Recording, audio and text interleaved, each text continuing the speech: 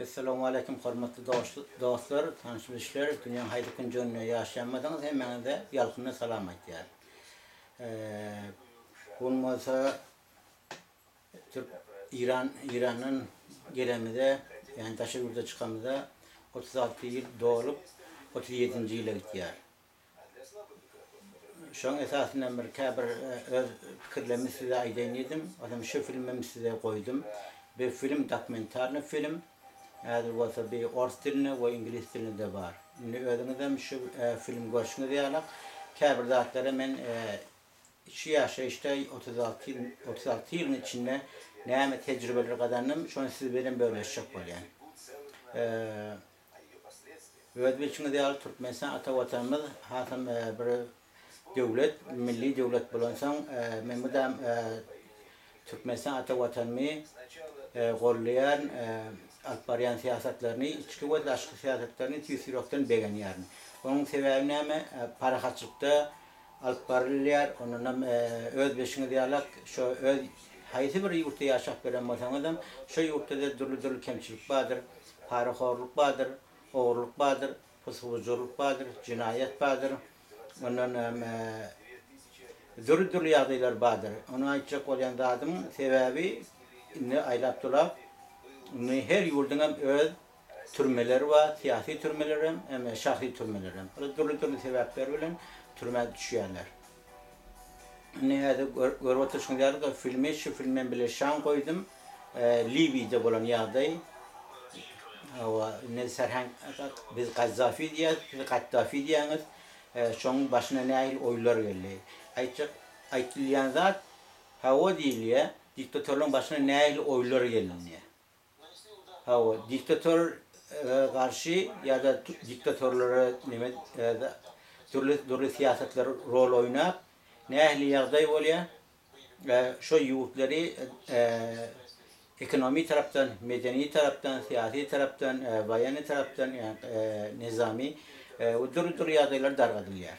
Oň bir sebäp öz görüşüňiz diýerek İranyň şu ýagdaý boldy 1979-njy ýylda bizim 1983 yıl mecbur ýagdaýda İran'dan çıkmalı boldyk. İran'ın Türkmen sehrasından.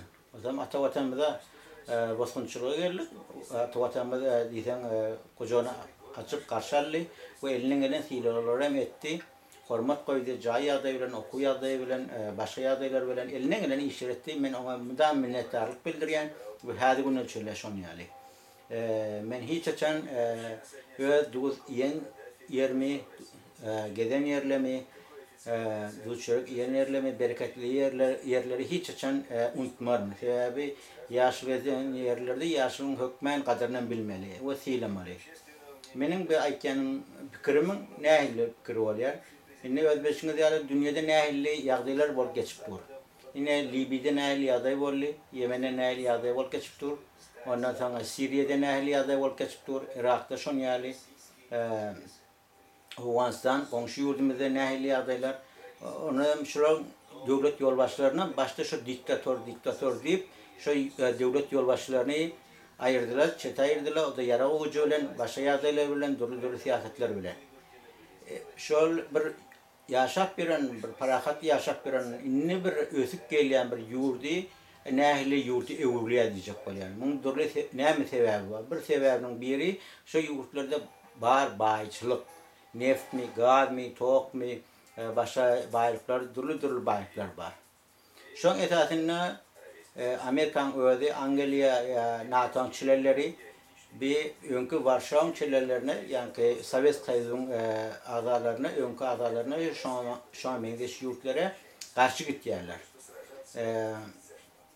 Urşam şoň esasyndan başlaýar, urş ulanýanym şoň özüň watanyň zadyna. Karşısını öz vatandaşlarını ulanýarlar. Onun taatı yok.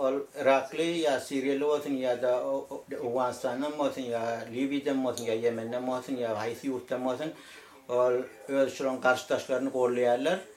Dürli ýagdaýlaryny pulunyň içine ýara berip kara şu ýurdy öňkü ýagdaýdan aýyrýarlar. Yine diktatör diýip yurdun başına näme oylar getirilýär. Käbir pikirler boýunça biz özümiz İran'na yaşaýakak, biz Amerikan alyp barýan siýasatyny düýbünden garşydyk, Angliýanyň düýbünden garşydyk, häzir hem garşy. Sebäbi bütün dünýäni otlap oturan, psixolojik oturan, dünýäni zaýlap oturan, adama ölüm getirip oturan, dürli ýagdaýlara getirip oturan diýsen, Amerikan alyp barýan siýasatlary bolýar, NATO çilleleri bolýar. Men onu gösgön aýtýan maňa tabawut ýok. Parlamentde olsun, ya Birleşen Halkara Gurulmasında olsun, ya nerede olsun, arkaýyny aýdyp biljek we aýdarnam. Onuň sebäbini görüp otyr. Ýaşaýşy durmuşy nähilli. Oýlar nereden gelipdir? Biz bir döwleti bir aýryp ya başga bir döwletke ya döwlet ýolbaşyny oýjak bolsak, ona biz ol bir gawzat. Emma halk üçin peýda bolsa, halk bilen bolsa, halk bilen ýaşasa, halkyň aýdanly bolsa, halkyň kady kanunly bolsa, emma dünýä haýdy künjoýunda bary. Elbetde başını diýäli, dünýäň hemme künjoýünde de dürli kemçilikler var, dürli ýagdaýlardan şolardan öz behbitleri üçin, ýarak satmak üçin, nefsin gadyň öz bahasyny almak üçin şundan peýdalanýarlar. Aýtýarlar näme Türkmenistana falan hökümet, falan ýagdaý, falan pemizan zat, ine bir gizli gady, dogry BBC'ň ýa Azad radiosynyň ýagdaýamy ol näme bu Radio Ferda ve başka radyolar ve zatlar var. Amerikan öz Kur'an nemeler radyoları ya televizyonları zatları şu küçük zatları ulortýarlar. Näme üçin şu döwlete ziyan ýetirjek bol. Şu döwlet şoň aýdany edenak, öz aýdany ýetirjek bolýar. Diktatorluk bitaýda ba. Bula diktatorluk etýär öz aýdalaryny başga ýurtlar, kiçik ýurtlara aýdany ýetirjek bolýarlar. Öz bahasyna nefti gady, öz bahasyny aljak bolýarlar. Şu ýurdy qırgınlığa saljak bolýarlar. Şu ýurdun adamlaryny bir-birini gapma garşy etjek bolýarlar. Döwleti halka garşy, halky döwlete garşy. Taýda kim turýar? Şu halky bir-birine garşy gitjek olup turýar. Bula utýarlar, bula dem ay bir-birini garşylar, garýarlar diýen, garbersildi de gerek bolsa ýara bilen üpçüne deýilýärler, gerek bolsa pul bilen, onu Siriýaň öz ýurduny öz elleri bilen dargatdylar. Awganistan öz adamlary bilen öz döwletini dargatdylar. Halkyny dargatdylar. Irak'ym şonu ýad etdiler. Yemenem şonu ýad etdiler. Vietnam'ym şonu ýad etdiler. Yaponiýanyň şonu ýad etdiler. Indi Yaponiýa ýa Vietnam nemetdim, men goşdum berde, onu Amerikan öýe çözdi. Emma çözenden soň o ýurda alandan soň näme etdi? Şol ýurda ýara baryn dökdi, bir ikincisinden ýa-ni narkotik baryn dökdi, adamlary aýlamak üçin. Ýa-ni Arap şonu ýaly dürli ýagdaýlar. Adamlar kretenli biz azatlyga çykdym kadip. Ol azatlyk däl. Ol betbahtlyk, berbatlyk. Ýurda narkotik bilen zaýlýarlar, ýa arak bilen zaýlýarlar, neşimatda bilen ýa başga ýagdaýlar bilen zaýlýarlar. O ýurda o ýurtlarga ýa-düýbünden. Siz özüňiz Türkmenistan ýa-da Sowet Soýuzy döwründe ýaşap bilen adamlar bar, ýa ýaşadylar, ýa ýaşap görler. Şu döwürde nähili ýaşaýatdyňyz? Diýsen parakaçylykda, diýsen dürli institutlar, universitetler, akademiyalar, çağlar bary. Ondan soň ýokary hojaýlar, başga mektepler dürli ýawaşlaşdan gurulup başlady. Bu da 1950-nji ýyldan soň. Näme üçin ondan soň onunça ýa-ni dünýä döwletiň arasyna uruş wagty, halkara uruşy, Sowet Soýuzynyň goşuny faşist rejimiň faşist waýanlaryň ewine durupdy, waýanlary bilen orşa bolanýan, olan goşunyň ewine durupdy. Şeýdip özüňiz görüp otyňyz, en çem adam, 20 milyon adam jany peda etdi watan üçin. Ýergün üçin bir parahat ýaşajak bolup. Indi Sowet Soýuzy bir dargatdylar.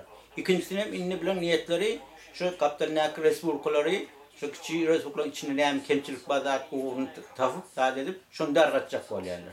Dini düşünceler bilen. Odan içinde yurttan kemçilikler var, o ýagdaýlar bilen.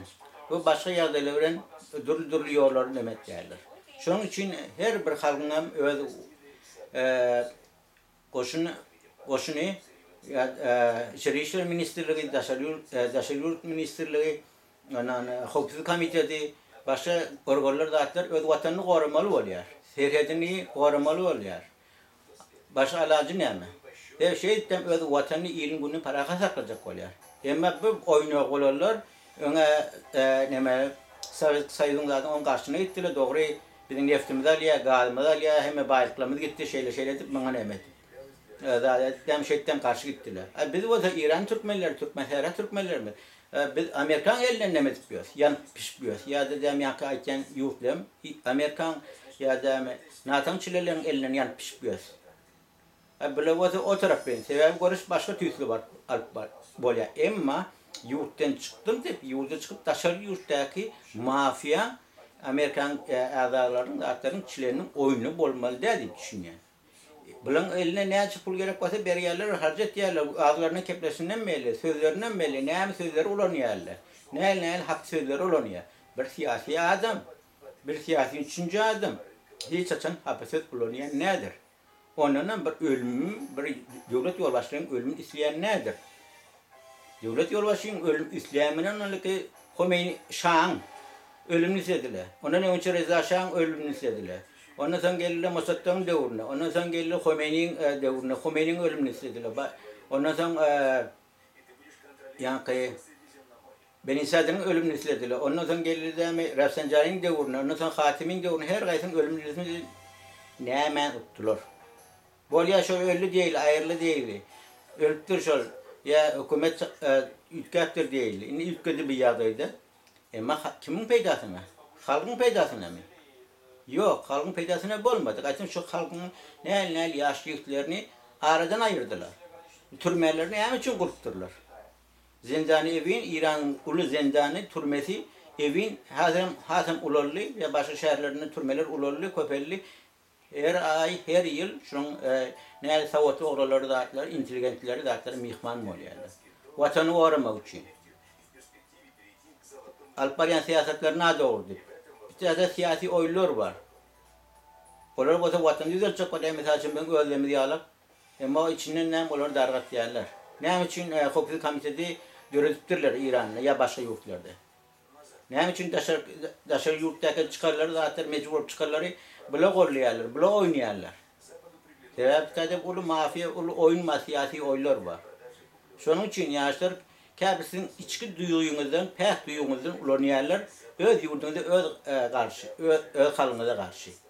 Kemçiliksiz yurt yok. Her yurtta kemçilik var. Ne meşin yaşa vatanın yurdunda. Eğer ki nalog almayan var her bir adamdan, her gün Bukhari'den yine bir adından böyle de halka beyttami nimet bilmeyenler. Saklap bilmeyenler. Ne için? Gözünüzü görün, ne için NATO'nun yurtlarını, çillerlerini, zatlarını reblesi bulunak. Ya devlet ağırdarışıp bulunak. Şol hakkında bir fikir ettiniz mi? Şu kemçilikler zaten ya yoktan özünüzü kav bilmeyenler mi? Özünüzü Türkiye'de yaşayanlar ya da Moskova'da ya ortadan başka yurdun başka şehirlerine zatlarını ya başka yurtlarda yaşayanlar. Her yurtta yaşap görün. Kemçilikler vardır, gedayen vardır, oğursan vardır, pıskucuran vardır, ten satıp görenem vardır, yarım satıp görenem vardır, adam satıp görenem vardır. Duru yağdaylar vardır, hem pıskuculuklar vardır. Ama şuraya yağdayı oranda Türkmenistan gözüne dönüyor. Diysen para kaçırıp alıp var ya, diysen arası alıp var ya, diysen başarıdan bunların mağazalarına zartlarına koyup ama yağdayı pes adam, yağdayı yeter yetmedi yağdayı adam. Var ya da oçuru değil ya orşu. Geleni dur ya da novatını dur ya da bari gereğinden alıyor. Yumurta gerek basa ya un gerek basa başka yağda. İşte yine böyle kışta yağda diye yine var. Ay ona mutlu olduk aydarla. Ayça koyan adamın siyasi olan yerler. Şu yurda karşı, şu devlete karşı. Biz ona bizi düşünmeli, biz bilmeli. Açan bizim şu bizim arkamızda doktor. Bunda ne açır mı nedir? Azar kadiyatın dinleyen zaten ay zarif nedir? Şu işkari ya nezdurli ağzın doğru kuruluyatlı. Açanna Afganistan'a yani Doktor Necibullah hükümet etiyaka. Fabre Kalmer vaka başa ön prezidentler devlet yolbaşları vakalı. Ay bizim dinimizi alala, mescidimizi oğatladılar, Kur'an'ımızı oğatladılar, mesela kafirler çözdüler, durlu boluksuzlarla dağıttı. Etiyen işe bilen öz adamlar etti. Etiyen yarak Sovyet Kazını alırttılar. Pakistan'a getirilen Afganistan'daki doğulamdan zatlamda şuraya verirtiler, o kafirlerin elinden almalı bir yuvru zaleti, kafirler aldı. Aynı alırlar ne açıl oldu. Afganistan düzeldi mi? Ne mi taraftan düzeldi? Yani sonra Nu Vahabiyçiler şu tayda var. Arabistan Suudi'den kaçışıvatı, Pakistan'dan kaçışıvatı, India'da kaçışıvatı, şu içki meselesine, başka yurtlardan kaçışıvatı, bolluğumuş o. Ama Türkmenistan devletimiz koymuyor, böyle bir koşuşmuyor başka meselelere de, başka siyasetlere. Öz yurtun içindekileri de koşuşturmuyor. Kavu iş ediyor. Ongoryağınız. Yurt sizinki, ata vatanımız, ilimimiz müdden ferahat olsun. Canınız sağ olsun, başınız dik olsun. Ben kovanayan, bisonayan, ne için şulan oyunları bolmadım. Köp bana da ayttılar, köp dediler, telefona vurdular, çağırdılar, fiiladiler, hormat koydular. Her nesini satın alacak bol. Ama biz beyik özümü sattırmak için gelemiz, özümü oynatmak için gelemiz. Bizim bir ideolojimiz var, fikrimiz, dünya karayışımız, yurdu başarsan ziyan getirmelilik. Başarsan yurda peyda getirmeli, başarsan ekonomi yağdayını östürecek olmalı. Başarsan kemçilikleri çözecek olmalı. Goğuk bilen, cencal bilen değil. Ya ölüm olsun ya yitim olsun, o devir geçti. Yine herdeki devir başka devir. Yine görü otayım filmlerde atayım, şu orta diline şu var. Ben adı çıkıyorsun pes ettim. Bir adı çıkıyor, kulağına değer ya, sesin kabezi ben biliyorum, başına sonun içine koyup görkozu ben biliyorum.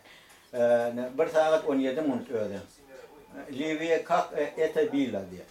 Livya nehir bollu bir yağdaydı. Livya'da nehir bir yağday bollu diye. Nişi bolun yağdayla zaten durun jurnalistlerden, durun yolbaşlardan zaten fikirlerini soruyorlar. Ya da Ukrayna'nın özünde neyme yağdaylar bollu. Çeçen'in özünde neyme yağdaylar bollu. Komşu yurdumuzda, yani Türkmenistan'ın komşu yurdunda Tacikistan'ın neyli yağdaylar bollu. Fanatik dini düşünceler, mücahidatlar var. Afganistan'da, Pakistan'da da talim merkez olarak kaçın bulaştıracak varlar. O tayda da işsizlik var. İşsizlik var. Devlet kavriyatlardan üpçün etip bilene. Evet, savat fabrikler az. İşsizlik çok. Şunun için Tacikistan'ın halkı ya görsen de Türkiye'de işlet böyle ya da Ortadoğu'da işlet böyle ya başka yurtlarda şun yani. Alacı yok. Benim Türkmenistan'da şun yani. Başarıdan şu daşa yurttaki zakardan sizi kovaracak oluyorlar. Hop yağdaylardan kovaracak oluyorlar. Ama böyle onun oyunu oluyorlar. Yurdu başarıdan bulaştıracaklar. Başarıdan Irak'a vuracaklar, Afganistan'a vuracaklar, Suriye'ye vuracaklar, Yemen'e vuracaklar. Onun evrenine son barda gel, vasılat vasıla hiç içine o kırları bolmar. Buranın yağdayda o tayda da bizim İran'ı yağlak, Türkmen sehramı yağlak narkotik barını koyuyorlar. Adamlar işsiz olurlar. Adamlar öysüz olurlar. Gelin idamda öyden çıkarmarlar. Ne için? Dini düşünce olunca. Size gezmek olmuyor, saçınız korkazmak olmuyor, size koçuda gezmek olmuyor, size idarede işlemek olmuyor, size mektepte işlemek olmuyor. Hep durdu lan öyle ki nemede Arabistan Suudi'de şu an yağdaylar oluyor. İran'a bir yarın saçın korkasın zaten İslami devlet, dini devlet tipten korkacaksın orada. O İslami dini devlet boluyamasa boluya sen şu oğlan şovu var, doğanı var, adı var, iş tafip ver. Kazanca deryal doğru yal yaşayış öğretip ver. Ne için o zaten edeniz? Sebebi siyasi oyunlar var, etmeyen. Biz şuna ihtiyacımız var değil mi? 1500 yılının özel bir dini düşünce gelipler, İslam gelipler, İslam'ın ehli gelişinden biz hazır şuna da fikir edemiz. Adem'in ehli görüşünü şuna fikir edemiz. Bilyerler, onu başkaları diye uğrayarlar. Hem mesela öz peydalar için uğrayarlar. Bir adama dinide, Müslümançılıkta bir adam ziyan getirmeliler, azar vermeliler. Ama edecek işini öğretmiyorlar. Hala işini etkiyorlar. Gerek olsa kaplarına da ay kömeğe eden şikolyarlar. Surata da çıkıyorlar, video çıkıyorlar. Video çıkmak ne yemek var? Eğer sen ak yürüyen bilen, eğer de kömek edecek olsan. İyi için görünecek olayım. Ya namaz okuyan ya da deme orada tutuyan iyi için korkacak olayım. Yok, iyi ölen senin neme ayretin. Çukuruna mı ayretin? Ölende de ayretin yat ya. Böyle hem fanatik bir fikir östürmek için koyanaklar. Müslümana karşı etip koydular. Onu Irak'ta Şii ile Sünni yağdayı öğrettiler. Arabistan Suudi korku otun birine de Şii Sünni diyor, daha meseledir. Türkmenistan gözüne dönen ata vatanımıza başarılı bir velayete kapı karşı edecekler. Ne için? İşsizlik var, Adamlar qarabrak yaşıyor, hor yaşıyor, bay yaşıyor. Urplu yaşıyor. Onu liberalizm de getiriyorlar. Siyasi liberalizm. Baylar baya qarib düşüp var ya. Aytmayal hiç için gel sosyalizm düzel değil. Sosyalizm yönkü yanlışların düzel değil. Ekonomi taraftan düzel değil. Aytmayal iş bilen öpçüne değil halkı. Gel obacılığı östüreyli. Maldacılığı östüreyli. Kalfazı östüreyli. İdaralarımızı östüreyli. Onun yalı fikir yok. Neyle overlap olurka, neyle adamlar ağırlap olurka, neyle adamlar kulağını kesip olurka. Neyle şu vazife iyi olup olurka. O değil ha. Biraz sene çeller şeyden beri öz halkımız özünü horlap görmeliyordu. Ya dedim daşındak oylarda atlar ne Serhan Gazzafi. Birleşen Halkara Kuruması'na çıkış etti. Kayakadın yırttı. Ondan sonra şunun taşına geçip başladılar. Onu da kuvveniyerle. Şu eden işlerine. Sen gelip de Amerikan'ın oyunu bolyan. Sen özün karşınızda özün nemetyan. Gör Libya'nın başına ne mi geldi şu var? Libya'nın neftini Irak ediyordu. Ne açı bahadan ediyordu? Gazı ne açı bahadan ediyordu? Halkı neyle yaşıyordu? İstirahvaniye bağmıştaydı. Adam hukuku bağmıştaydı. Barın ailenin görün ya dokumentarlı filmleri görün. Yani boş gurlavatını. Ay sizin bağlınızı diktatörlük etseniz hava. Onu Saddam Hüseyin yalak bulur. Onu Kaddafi yalak bulur. Ya İran Şahı yalak bulur. Ay falan yalak bulur. Sen ne demokrat boldun. Halkın adından gurlayan. Halkın taraftarı boldun mu? Düğüntün banktan pul oğurlap verenin. Düğüntün tamamcıda pul oğurlap verenin. Gomraktan.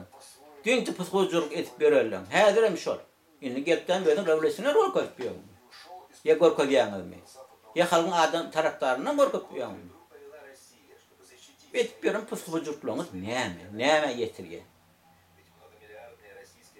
Yuvurcak koyanı yuvurda Suriye, Irak'a, Afganistan'a, İran'a, bedbaht yurtlara, hem mesela bazı yurtlar ama halka bedbaht yaşıyor. Şu an yurda yuvurcak, şu an ne hevasın mı? İran'ın Hopsuz Komitesi'nin oyları korkuyorsunuz. Afganistan'ın Hopsuz Komitesi'nin oyları korkuyorsunuz. Amerikan Hopsuz Komitesi'nin oyları korkuyorsunuz. Mafyanın taşında. Neymin öpçün etiyor, neymin sizi kepbetiyor, neymin size enerji veriyor. Yurda bat bilenizak. Gelin yurdu neymin masavasın bize bat bilenizak, neymin şey söyledi. Bilemet bilen şunu.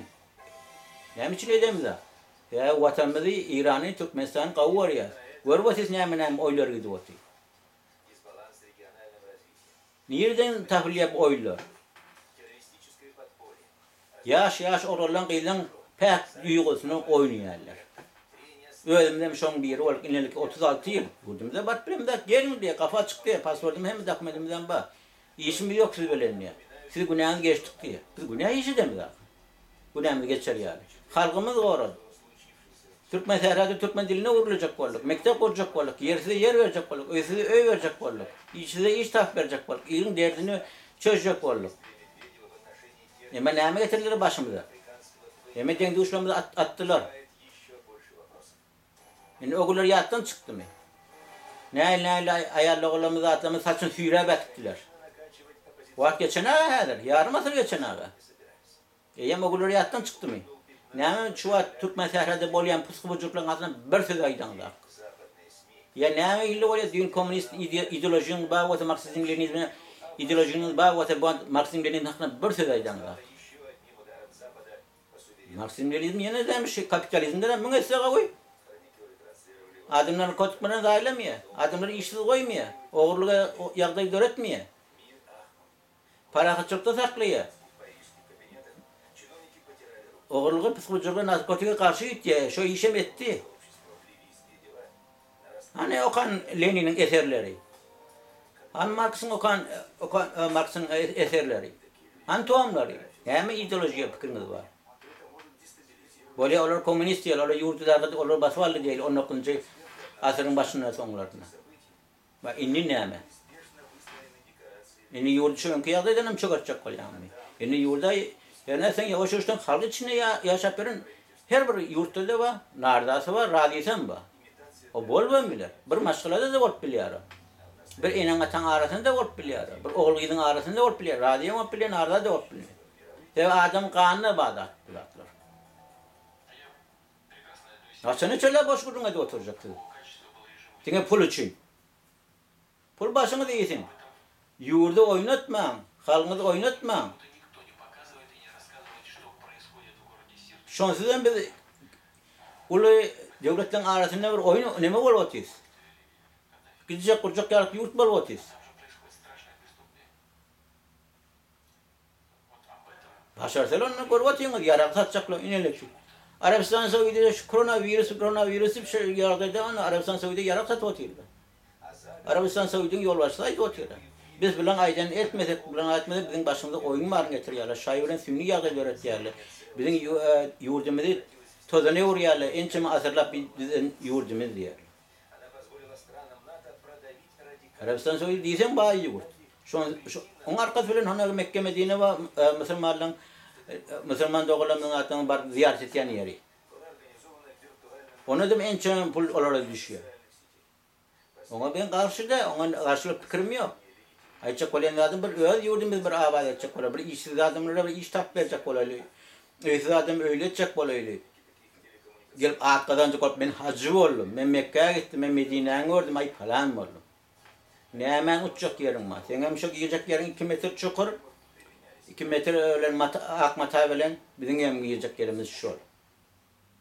Ama vatan izine vatanı saklamalı. Asır gelip durur şu vatan için en çok atababamız camet geliyorlar. Birinciler hava, tavat yok. İyimezi teyyar, içmezi teyyar, içkisi geliyor. 4-5 her barmana da bir ayar alıptır. Pulcağa da geliyor. Ay neyme dengesedir, neyme olsa şu olsun ne. Ay falan pimiden hapas edilir. Sen özün bir tanıydın mı? Ya özünüz bir tanıydınız mı? Aynadan bir gördünüz mü kimsiz?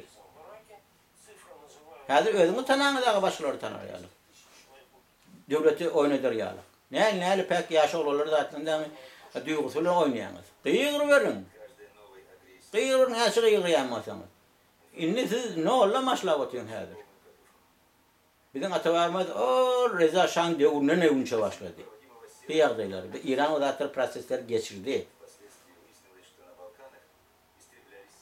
Görün dokumentarlı film ineleki Libya hakkında. Görün dokumentarlı filmleri. Görün güçlü jurnalistlerimiz bilen devlete de karşı gidene oynağım da dokumentarlı artları görkodiya görün. Ne var psikolojik etkiyle, ne var o adamın günyası adamlarını öldürüyorlar. Afganistan ne yapıyorlar öldürüyor, ne yapmış için Afganistan ösenar. Ya ösürecek olan aklar. Adamları birbirine karşı koyup dururlar. O kurum durur kurumalar dörettirler. Durur pek adamdan aldım. Görüyor musun? Eserim kadı yani. Yok, esimlerini koymarlar. Eşek mi? Yani birinin sesini çıkardı mı? Onunla Şah Mesut yalık, Doktor Necibullah yalık aradan ayırırlar. Terör ederler. Gördün mü da yani? Rafsanjani ile aradan ayırdılar.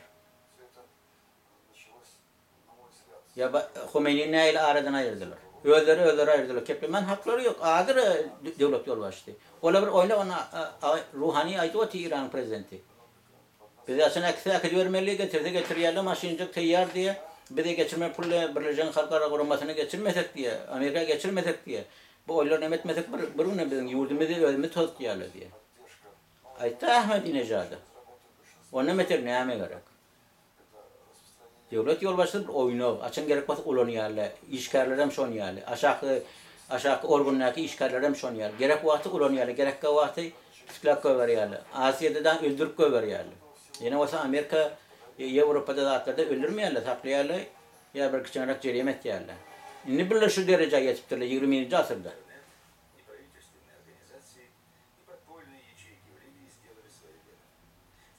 Bize oğlu dedesine karşı, dedesi oğluna karşı şehit demi yadı öğretecek oluyorlar. Birek velayet mi kapma karşı edecek oluyorlar. Şu fikirlere benim bablar okuyorlar, ona ne için turisti yağda verilen vardılar yurda, ne ile vardan jurnalistler vardı. Türkmenistan'a ya başka yurtlara. Şu içki yağdaylarını atlarım bilecek var, öğrenecek var. Şurada ne aylı var bir yürüyün karşı etip var. Ne aylı vardan şunun bayraklarını alıp var. Ne aylı bizim Sovyet Kayı devrine, yani yaz devrine ne aylı kadırlarımız var. Yetişen kadırlar. Hukuki komitette, başka idarelerde, zatlarda. Ne o da pensiyede oturuyorlar. Ya işe olanın aklı. Tecrübeli adamlar olanmalı. Ondan belli oluyor bir oylar var. Şunun için ben madama öňe aýtdym, häzir aýtdym, hatta İran'a kam aýtdym, 16-17 ýaşymda kan. Şon Türkmenistan ata watanymyzy we kakamyň doglan ýeri, geden ýerleri, hemme dogan garaşlamy, howasarlamy hemmemiz birige bagly. Bizim ata toprağımız şu. Bizde bir watançylyk, bir dogan garaş söýmek, hormat koymak bizim kanımızda var. Dini düşünce bizim kanımızda var. Emma oyuna olmak yok. Ve içki mesela için aydeli hamana İran'dan qaytyas içki düşmanın elinden kaçıp daşarı yurda gelip daşarı düşmanın demi oyunu olmalı. Eli otuyorsunuz da. Onun meterne. Sizin pek duygularınızda bir oyuna otuyorlar. Şu bar kazanacak pulunu şu inşuransa pul vermek kreyne nemet cayını pulun kreynin pulun vermek kreyken cayınadın ya da içki içmek ya da demi başka işler etmek mi? Ona yettiniz. Şöyle mi? Ardını çoğu ona yettiniz. Ben niye falan vakti diye, ben niye türmede oldum diye, şöyle diye falan yadı. Türmede yağdı, ne yağdaydı düştüm türme. Muhammed sana aytken, türme yağdaydı, ne düştüm. Kimler sebep oldu sen kol çıktım, sen türmeden boşaltmana. Ne mi sebep oldu sen ne mi, belki mi Kanada gelmeni.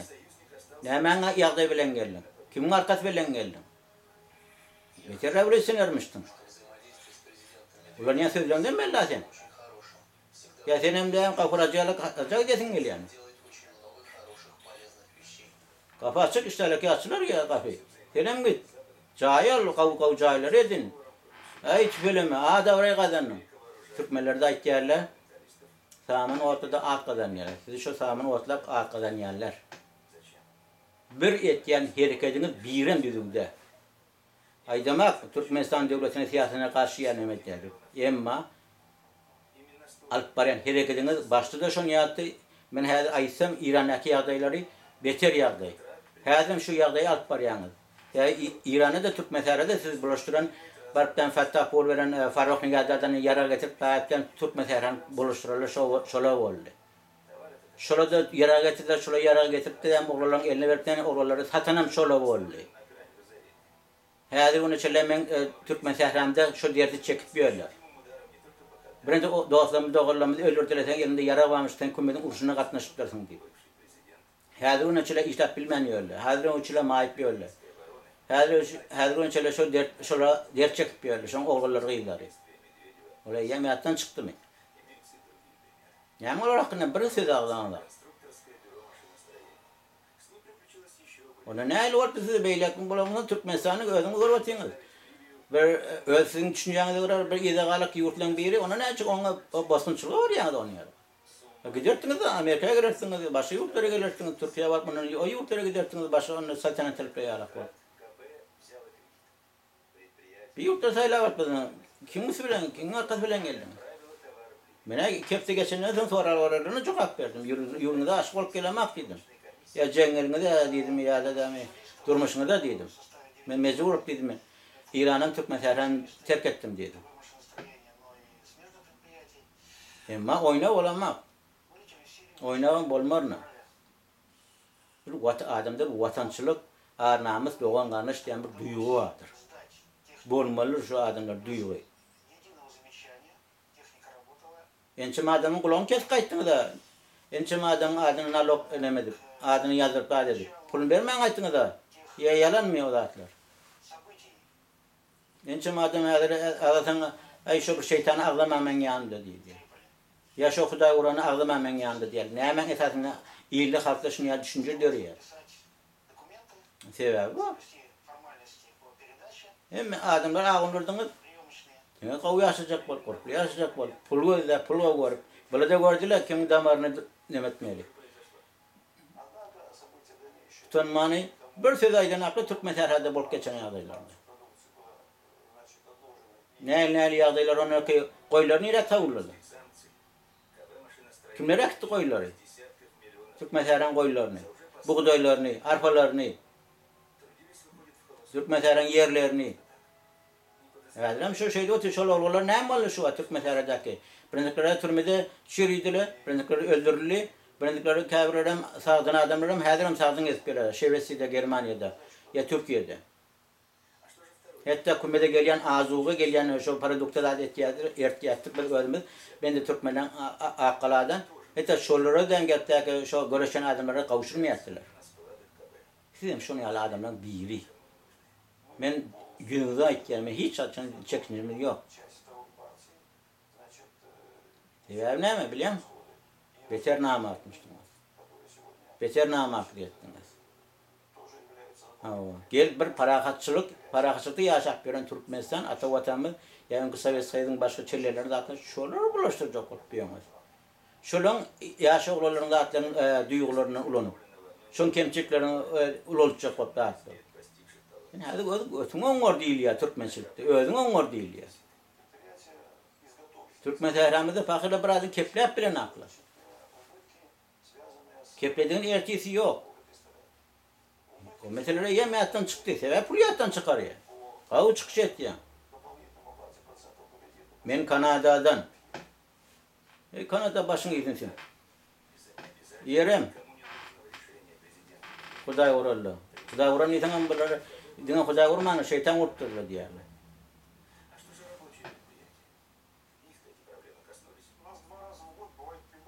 Otuz 36 yıl geçti, 36 yılın içine haydi bir sözlükler yazdınız. Ya haydi bir kitaplar yazdınız, haydi bir başınızdan geçen acı tecrübeleri safhak ettiniz.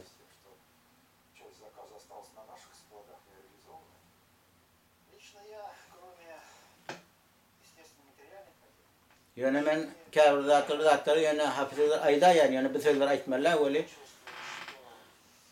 Adam caniyen ya bir parakatçılığı yurda bir doğru aytyan bir puskuzuruk bir dargan bir zat yurt bulamasa Amerikan özünden belki yarım satır oldu. Onu yani Kanada'nın özünde bir adam 26 adam öldürdü. 26 adam günahsız gitti. Şu adam ne için şu yağdayı öldürdü, yağda öldürdü. Özüm şu diş uğratmıştı. Siyasi yağdayda kabir yağdayları görüyor, cıdap bilenek, baraya yarağa yapışıyor. Kabir yağdayları görüyor da cıdap bilenek, narkotika yapışıyor. Ya arağa yapışıyor. Mecbur bol. Elinden zat yok başka. Sebep mafya güçlü. Onun ne için bir tedavi alanlar? Onu öz havalarını deyip geçiyorlar. Onu yaralan zaten evine geçmeliler. Bundan sonra ne için geçmiyorlar? Ya yaradan kavu peyda görüyorlar. Narkotikten kavu peyda görüyorlar. Bir hareket edecek kadar parlamenı ya Birleşen Halklar Kuruması'nın otayda yok otup veriyorlar. Ne demokratiya, ne para kaçırık yurtta yaşatıyorsa. Geçer para kaçırık yurtta. Kurumdaş var. Oğan Türkmenler bilen, Oğan Türkmen doğullarımız bilen, Irak'taki Türkmen doğullarımız bilen, Suriye'deki Türkmen doğullarımız yani yaşayış durmuşlar ne aynı otlar. Oynak olduk biz diye ağla otuyorlar. Öz yurdumuzda karşı gittik, özümüzü dargattık öz yurdumuzda, öz elimiz bilen diye. Ağla otuyorlar. Ağlan ne hayır var? Göz yaş etme, göz yaşın yerine kan açsın. Hayrı yok. Geç. Yani bu para kaçırıp yurdu, belki pul için demedi oturma. Kemçilik, horluk, ağaçlık, yağdaylar önem boluptur. Ata babamız bağ vakti hədinin ama gelecek kızı bolur.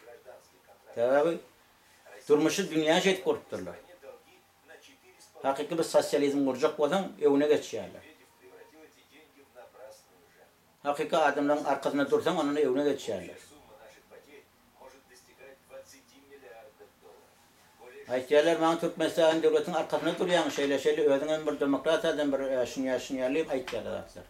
Men görüp näme diýeni. Gelip olsa men öz döwletimiň, öz halkynyň garşysyna gideyim.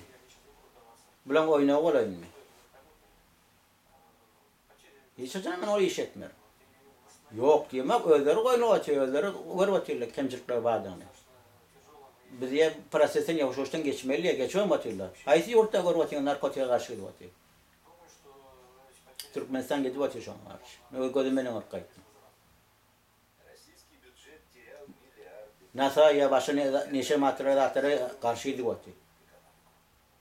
Şonu mahkumlar atamıdım, şonu tankitler geçiptir. Ama çağıyalı kaytan beter ettiler şu işler. Şunun için men bir ayçak dedim ma, ki vaktinde almayın. Men şehir aytyan her gadakta bir ad gurlayın, ad aytyan için dolu.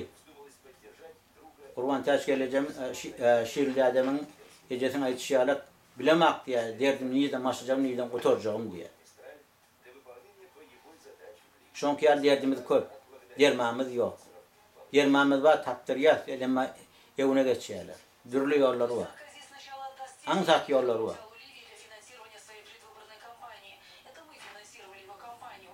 Etmeyeler.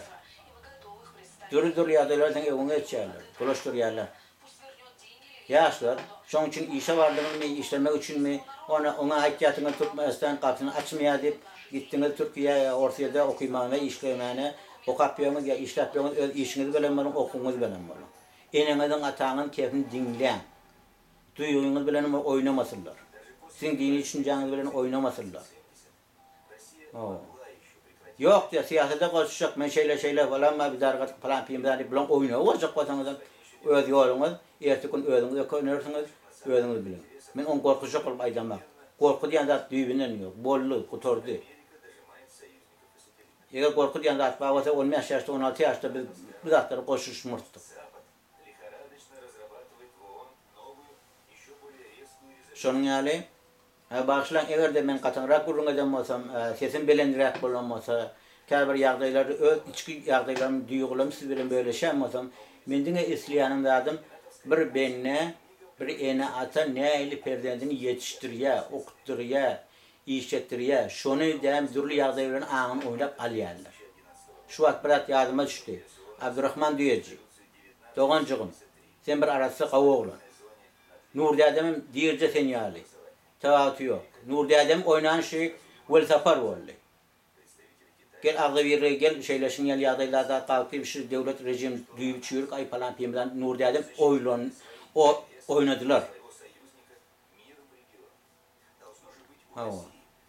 Şonun için ben aytyan adım şu zatları oylanam aytyan, fikir aytyan şu zatları şuları men gözümü yakilletmeyen.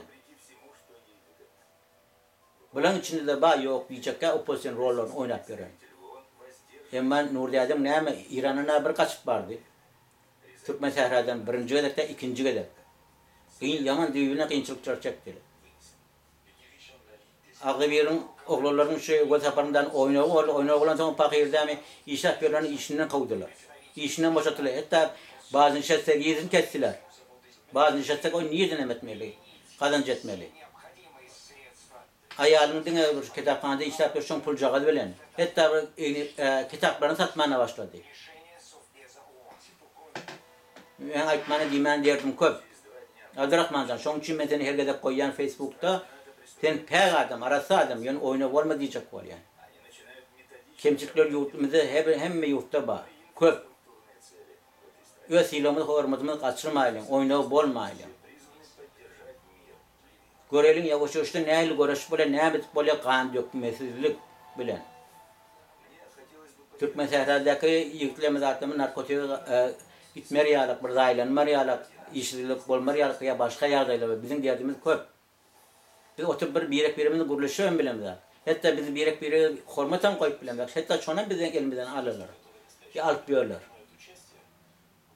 Ben ne için Bemre Dağı hormat koyan, fiiliyen ya başka Afganistan'daki Türkmen doğularımıza, şahirlerimizde, yazıcılarımıza ne için?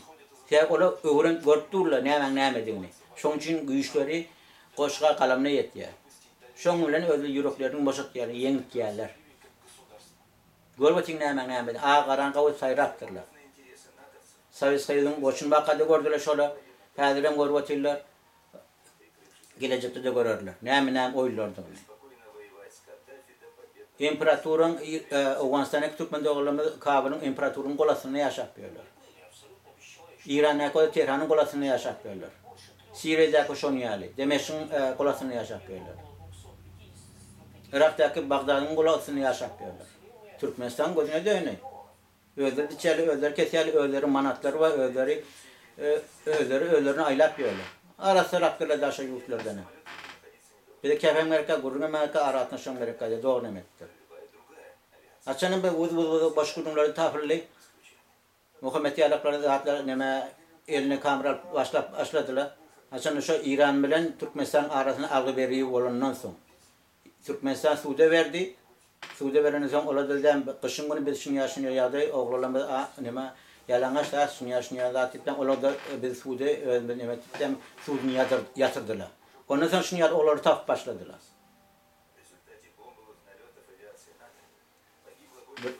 1396 yılda onu İran'a duru yağıyla valla Kuzistan'a, Tehran'a duru yağ şehirlerde adamlar ayağa kalırlar. Şunu Türkmen Tehran'a kalacak kalırlar. Yürüyse can ettiler bana da. Şeyle dedim. Benim aklımda yine hapis ayttım. Ben dedim halkımın Türkmen Tehran'a vekiller dedim. Halkım öz meselesi ölçüdür dedim. İmsimoğlu da orada vurdular, yencililer öldürdüler. Yöne kece mesalaydı Niyazi Safer Murat Atayev İran'a baranla. Şu tarzda yaşayan Safer Murat Atayev diyen adamları vurup yeniştiler. Yöne kece. Sen onun manisi biliyor musun? Ölünmesin hatimiyetti manisi. Siz gerekli ebediyatti. Bize Türkmenistan ata vatanı gerekli yattı. Safer Murat Atayev gerekli yattı. Onun yan manisi vardı. Ama Safer Murat Atayev'in arkasından ne vardı mı? Arka vardı mı? Yoktu. Hatta gelip hatimi şonu hemen bir yarım saat, 2 saat bir şunu kabul et bilmedi resmi yağdaydı. Görüyorum ne öyle bize kineler başla. Türk halkı ne el eziyerler, ne el halemiyerler. Türkmenler ne el halemiyerler. Türkmen adını tutunaklar. Hatta yöne kayıcı mesela Serdar Azemun, Serdar İraniydi. Türkmen herhalde hiç için adlarını tutmuyorlar. Şun yani oğdayışlar. Oğday diyenin kineleri var. Gelip tam Türkmenistan bir oturuyorum bir yurt adam yürüyorum ağuymar adam da. Tevdu iptir, çörek iptir, urulttur şu yurtta. Toprakta yaşaptır. Bir in kıyınçılık yağdaydı bir de elçilik ettir. Eline gelen yağdaylarını ettiler. Biz orada ağlayımız yok ki. Bir de hatel döressinler. Ya da demanla ki deme Riyaz'a gidişler yağlar, Mekke Medine gidişler yağlar, bunlar ne hemen 4-5 tane kıydı, önünde koysunlar. Gel keyipçek, yine de Arap, yine de falan piyimden. Şu oraları esbiyojlar yağlar, yapılacağı gelen satın asırlar. Yok, bizim o Türkmenistan devletimizde ya Türkmen kanunumuzda yok. Türkmenistan bir kavu devletin biri, onun sebebi, her kim yanıma ait geçtim, İçki yağdaylarına başı yurtların içki yağdaylarına koşuşmuyor. Öz içki yağdaylarına koşuşturmuyor. Öz meselesini öz çözüz geliyor. Belli de gelecekte belki yankı ben gördüm parat geçti. 9. Mayı'da yeni şunu 75 yıllarını belirlediler. Sayın koşunun yengenini belki belli de sayız yani döresin. O dören yağdaydı, ekonomi yağdaydı o da hava değilsen kavgalar hem ekonomi taraftan hem seyretseler. Adamlar işsizliğini seyretseler, yetçilik etseler. O başka yağdır, bilemek yağdır, önemi özüm demek yani. O taraftan dini düşünceler veren adamlardan da ayrılacak oluyorlar. Ya bu taraftan böyle boş durumlar veren adamların kemçilikleri veren yazacak oluyorlar, alacak oluyorlar. Ay bakışlar, ben yine neme dadım etken, kızmalığı dadım etken. Canın sağ olsun, başına dik olsun, ben aydarım. İnne bir öz sözünüzü oraya, el ayten zatlarınızı oraya, öz sözünüzü oraya aydarım. Ne sözler ulanıyamaz. Göreyim. Evet. 50 min de olaydan gurlattır. Bağışlan. 50 min sizin vaktinizi yaptım. Ömrünüzden kesittirin. Vaktinizi almak ömür diyen zat bir kızırlığına bulması hiç ulup gelmiyor. Ulan ne istiyorlar? Kurban olayım Huday vurarlar ne diyeyim. Var ya hoş da olun.